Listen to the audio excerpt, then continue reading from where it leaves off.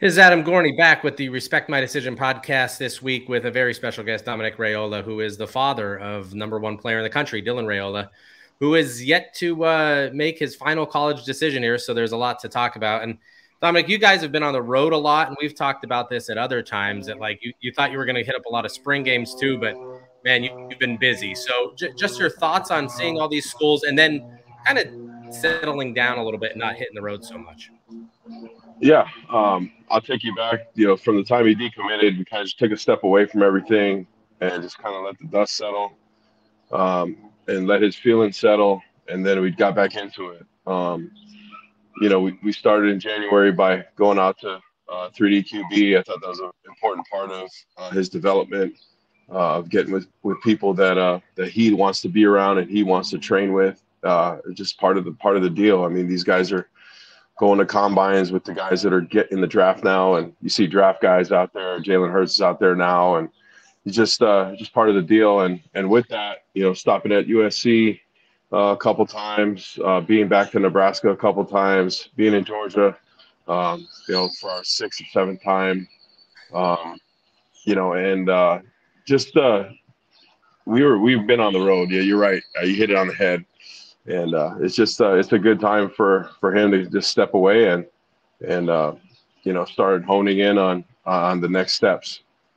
How good is it for him to be at 3D QB or, just working out, training, even being around you as an NFL guy to be like, yeah, I'm good, but these guys are, this is the starter for the Philadelphia Eagles, Yeah, it's elite, right? These kids all want to play in the NFL, and I know that. I think it's a percent and a half of the population even get a shot to play in the NFL. So, you want to always support their dreams and their aspirations, and you try to put them around greatness and put them around what we think is elite.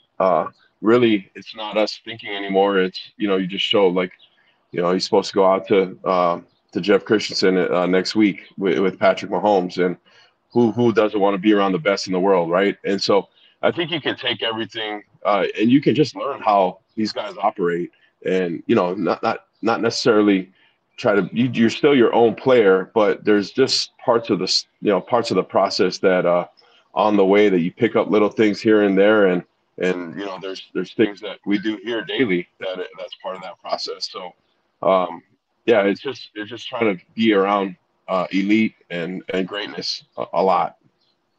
You made a livelihood out of being in the NFL. How much do you talk to him about that? And what does it take to get there? Is it just pure talent? Is it luck? Is it listening to others? I mean, what is it really that you've found to find, a decade's worth of success at the biggest level? Yeah, it was, you really never stop working. You're always trying to sharpen your edge, and you always got to keep an edge. It was something that I never dealt with somebody telling me I couldn't do something, or I wasn't the biggest guy. I always had to sharpen my tools, and staying sharp. And it's everything though. It's from the time he wakes up to the time you go to bed. It's how you do things in school. It's how you do everything. I mean, when I go in your room, is your bed made? Is it a mess? You know what I'm saying? So it's just the littlest things of, raising these kids, and my wife has a big part of that because she was around me. She was in the essentially in that with me.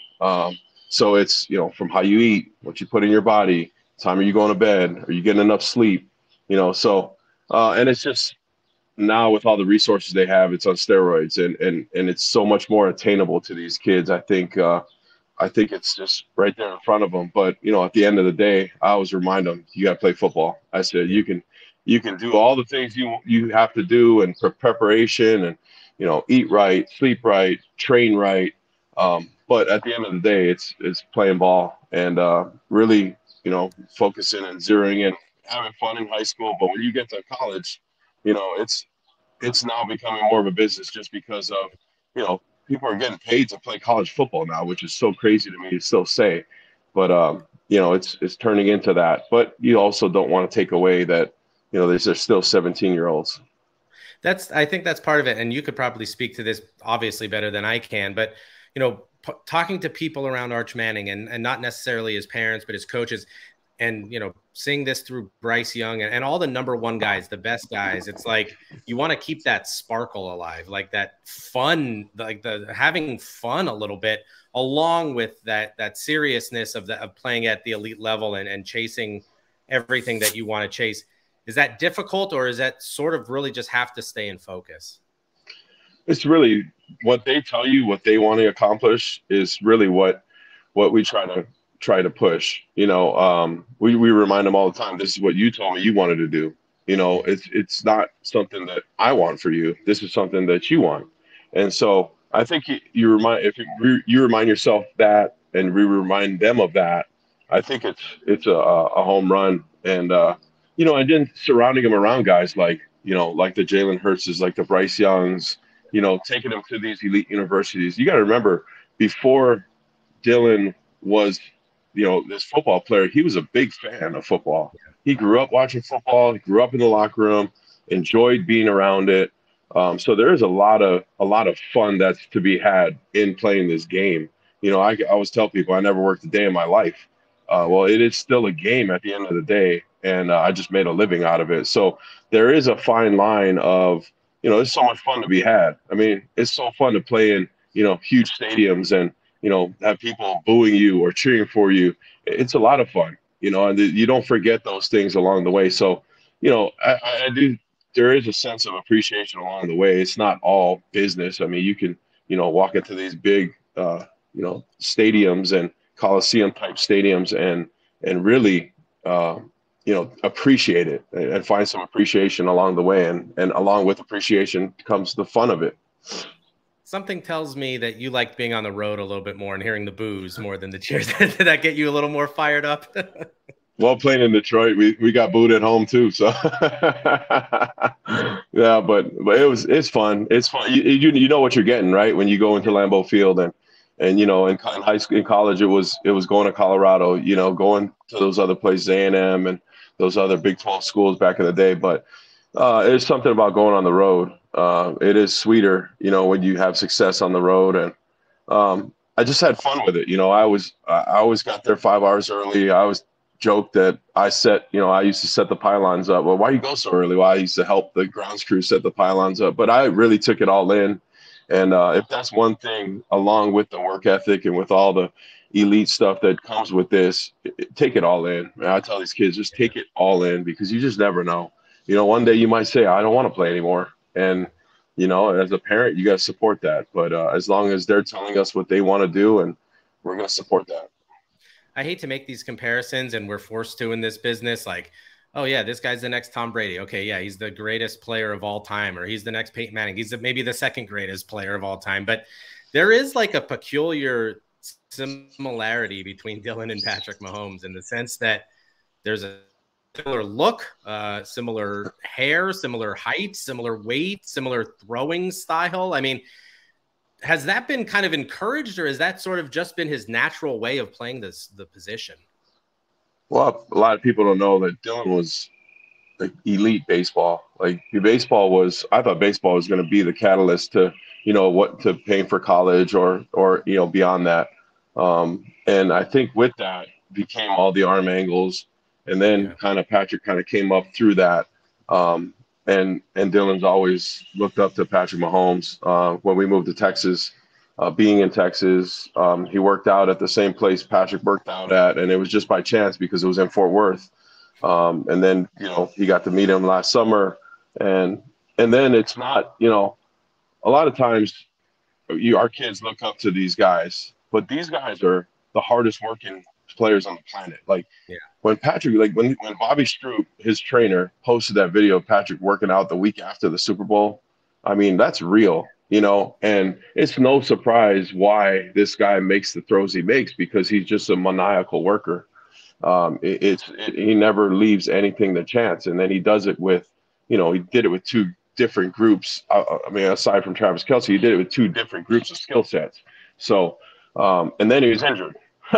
So it'll never be any secret that the hardest working guys, when you combine that with talent, it's a recipe for success, and just being around, people that that push that.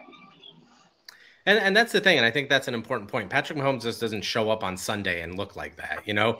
I mean, Andy Reid can joke about eating cheeseburgers all the time, but he's watching film all the time to break down weaknesses and those kinds of things. And I think that's important too for a player in high school who, can dominate the high school level to say, hey, this isn't the level of where I want to play. I think that's an important thing. And especially, and you could speak to this as a former NFL player, if you don't have like a second trick as a quarterback in the NFL, and they'll figure you out and you're done. I mean, you could go down the list of guys that had great first years and then didn't have anything else left to do, and they got figured out real quick.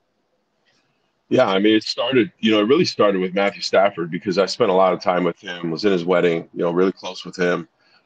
He was a catcher. He was Kershaw's catcher in high school in Texas. And so it kind of was like, in eighth grade, Dylan was like, I'm going to become a quarterback. I'm like, there's no way. I'm a lineman. We don't have any skilled position guys in our family, but he was really good at baseball.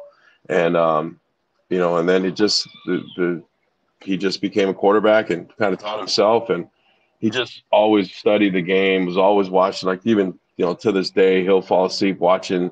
He watches all the Eli Manning on the road, Peyton Places. You watch all those like nerdy shows of becoming a quarterback. You just, you wonder what he's picking up from those things, but he's getting something out of those. And like I said, quarterbacks are they're a different breed, and with that position comes a lot of criticism, a lot of critique, just because you just never know, right? You're always trying to reinvent, or you're always trying, like, they do one thing, it's like, holy cow, did you see the sidearm throw? Like Stafford was doing that. People were criticizing him. Now it's, if you don't sidearm throw, it's, you don't have that in your bag, right?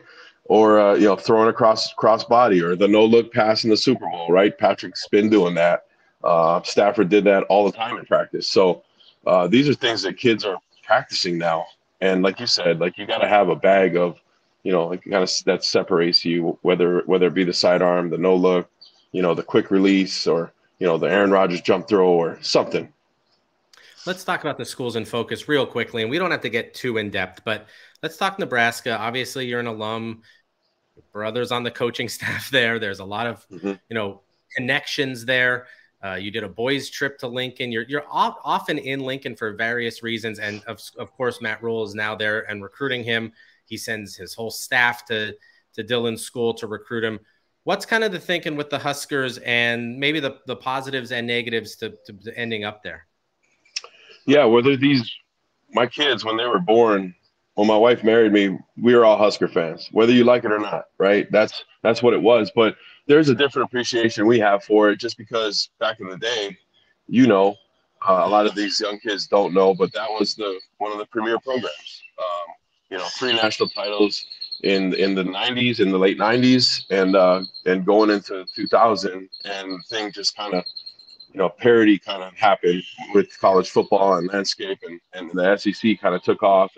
But before the SEC, before the Alabamas, there was, schools like Nebraska, Miami, Florida State, those big, huge schools. And so, this thing goes in ebbs and flows. And so I think to appreciate why Nebraska's in the mix, why he likes Nebraska, you have to appreciate that he was born a Husker fan.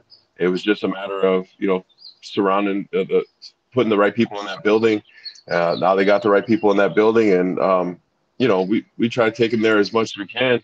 One, because family is important to us. My brother's there. I mean, we went to a game last year. He was committed. It had nothing to do with him recruiting, but it was just more of supporting family. And now that, why shouldn't they be in the mix? You know what I mean? It's almost disrespectful when people say, well, Nebraska's not, at the level of the Georgias, the USCs, the Bamas. Well, they were at one point. And how this thing works is it comes back, right? And so Matt Rhule has done a great job of the programs he's been at. He's surrounded himself with a great staff, and he had to start somewhere, and this is what he inherited, and he's doing a great job with it. And that's part of why Dylan, why Nebraska's in the conversation.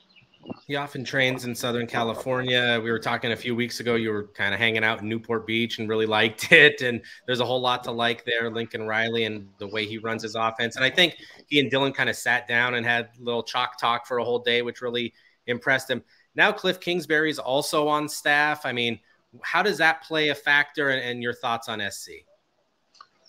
Well, it's elite. You can't argue with the success that not only now Lincoln Riley, but not now Cliff Kingsbury has had with with Patrick Mahomes and with the offensive mind that he has with other quarterbacks that came out of Texas Tech as well, and then him getting that head coaching job in Arizona didn't work out, but we all know how those things work out. It doesn't take away from how of his greatness of coaching quarterbacks and raising young men to be quarterbacks. So, it's elite. It's an elite university academically. It's an elite university. Lincoln Riley's putting them back on the map, in football.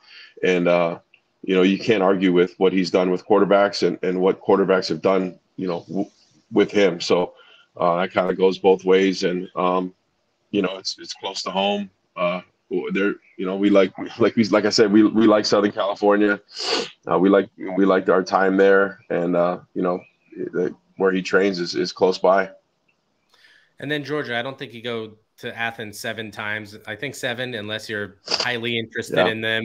And we've talked about this. Kirby, 2 national championships, just the elite feel of that program, playing in the SEC.